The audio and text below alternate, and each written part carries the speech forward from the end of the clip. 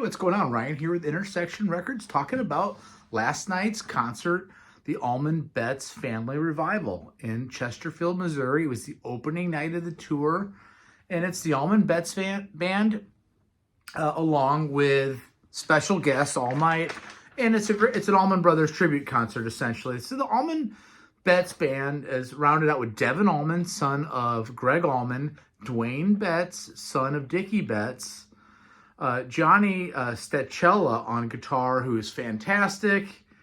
On keys, we have John Gritty, and then we have a percussionist, R. Scott Bryan, and drummer John Lum. Previous lineups had Barry Oakley's son on bass. Last night featured Tal Wilkenfeld on bass. She has played with Jeff Beck. She's played with Vinnie Colaiuta. She is great. She's from Australia. She's 36, and she was a great addition to this band. I saw the tour last year. My history with the Allman Brothers, I saw them the first time in August of 1991. Their great comeback lineup that featured Alan Woody on bass, Warren Haynes on guitar with Dickie Betts, Greg Allman, Jamoy, and Butch Trucks. I saw that lineup several times up until 97 when Alan Woody and Warren Haynes left to do Government Mule full-time. I saw the Jack Pearson, Dickie Betts lineup a couple times. In 99, Pearson leaves, Derek Trucks takes over. I saw Derek Trucks and Dickie Betts a couple of times, including the second to last show they ever did in May of 2000, at which point Dickie is relieved of his duties, fired essentially. I saw the summer tour of 2000. When I got to the show with my parents, it was Jimmy Herring and Derek Trucks, and it was a very psychedelic show with none of the Dickie Betts songs that my parents wanted to see, especially my dad. No Jessica. And then I did see the Warren Haynes, Derek Trucks years. I'm a Dickie guy. When they kicked Dickie out of the band, that signaled pretty much the end of my Allman Brothers road. So saw them 13 or so times with, with various lineups from 99 to 91 to 2001. Anyway, last night was great. Fine form. They opened up with a 1988 song off of Greg's solo album called Fear of Falling. I loved it. Very surprised to hear that. In fact, a song I'm not all that familiar with, but it's wonderful, off his 1988 album, which is the album that was kind of signifying his comeback, starting in 86 with I'm No Angel. Anyway, Statesboro Blues is next. Again, we got Tal Wickenfeld on bass. They bring out Jimmy Hall. He was from Wet Willie. He was a friend of the Allman Brothers back in the day, a Capricorn recording artist as well. He also played with Jeff Beck. He was fantastic on harmonica and vocals. I'm No Angel is next. They bring out the young female guitar slinger, Allie Venable. She had an all-black outfit on, looked fantastic, and really sang that song well. It was cool to see. Previous to that song, they played Nobody Left to Run With Anymore. There was a little bit of an arrangement issue going into the breaks, and you can see that their opening night of the tour, they're able as pros to get through it. Devin sharing lead vocals with Jimmy Hall on that song, and some fireworks on guitar, of course. Then they bring out Jackie Green. Jackie Green was given Greg's acoustic guitar, some big jumbo Gibson, for a version of Melissa, which was cool. Ain't Wasting Time No More. Tal Wilkenfeld took lead vocals on that, and Dwayne Betts turned in a scorching guitar solo. He is a great guitar player. His natural voice sounds very similar to Dickie's, where I think Devin maybe doesn't have a natural voice is similar to his father, as much as he's sometimes trying to sound like his father. I get that feeling a little bit, and where Dwayne maybe is more natural in vocals to his dad, Dickie. But both are great guitar players.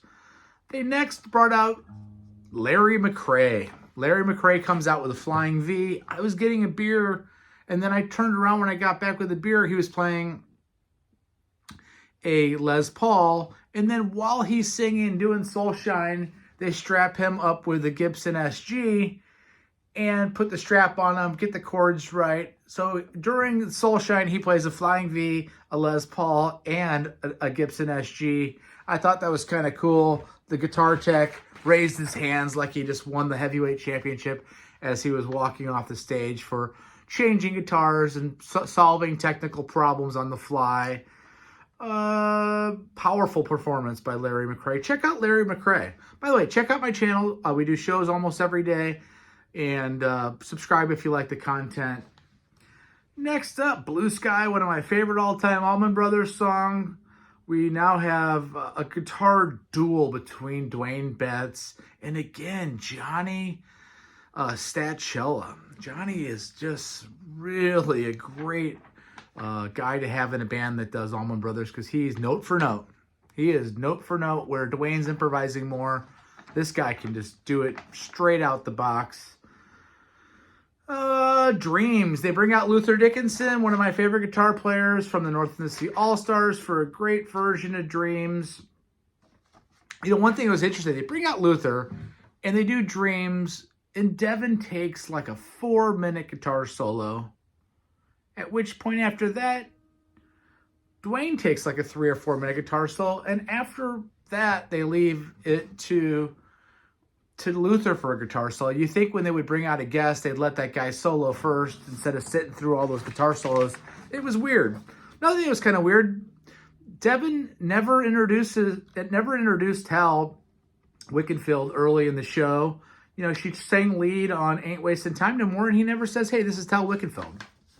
I thought that was weird. Maybe it's nerves. They take a break after Dreams. They come back with Luther on guitar for Sailing Across the Devil's Sea. Great song that I love off of the album Back Where It All Begins. Fantastic. 7 turns. Dwayne spoke to the crowd nervously, introduced that song as his dad, song his dad wrote. It was a touching version. Ponyboy was next with Jimmy Hall back out, and a guitar player that I'm not familiar with. Kind of looks rockabilly. His name is Gayla Volt. Again, not familiar with her, but she was cool. It was a good kind of acoustic slide performance, rockabilly-esque. And then Ramblin' Man featuring Anders Osborne, who I'm familiar with. And, man, he sounded great on vocals. You know, again, the night's pretty seamless with all the changes. Every song has a change. Tal and the band are out there for every song, you know, holding down the fort as the band, and we're just adding stunt guitar players in. Come and Go Blues is next, which is one of my favorite songs. And of course, Jessica, you know, just a guitar attack on such a great song, one of my favorite songs. Get Out on the Highway and let that one rip, and it's just the best. Mike Zito from St. Louis came out for One Way Out next. Fantastic version, trading licks with Dwayne. Whipping Post, of course. You know, after Whipping Post, they come back with a couple Allman Betts originals. Magnolia Road, which was fantastic and a beautiful song. And then we have Southern Rain, another Allman Betts song. And then we finish up with Greg's Midnight Rider. It was a great night at the factory out in Chesterfield, Missouri. And we loved it.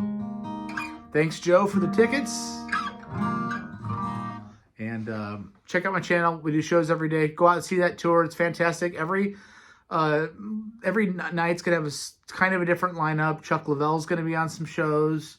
There'll be some other great guests, I'm sure, that they'll add as time allows. So take care. See ya. Peace.